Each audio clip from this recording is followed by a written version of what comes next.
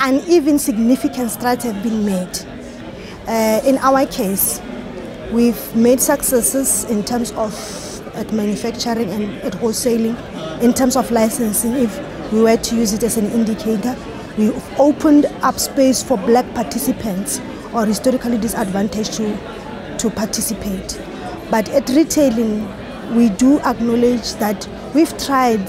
Some softer things have been addressed, like changing franchise agreement and making sure that we influence the contracts that are being signed.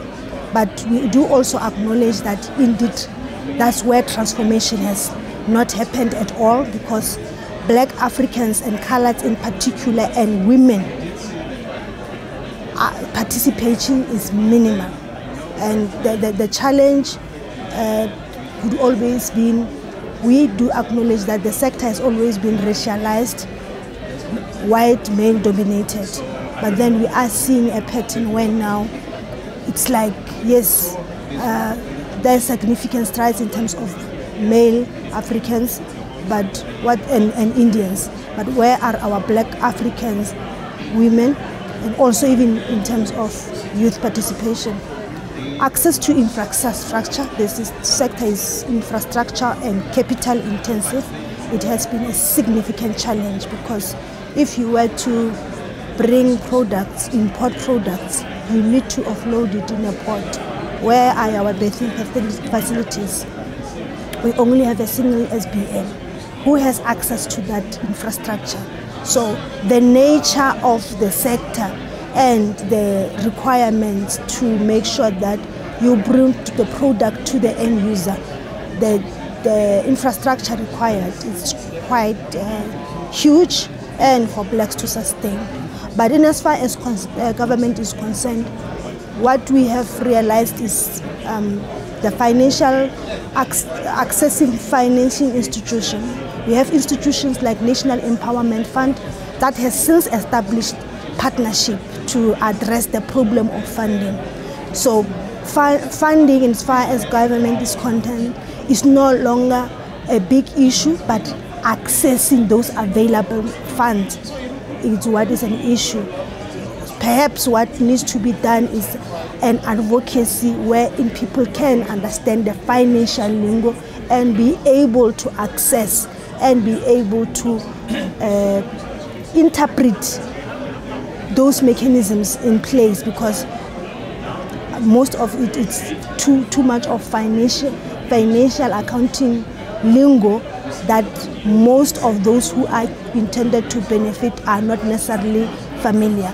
But government is putting mechanisms in place to establish partnerships through awareness campaigns, wherein we are partnering with entities, with funding, and we bringing information to the public to say this is what we can offer. And it has been said, language maybe it's a barrier in terms of the business language per se.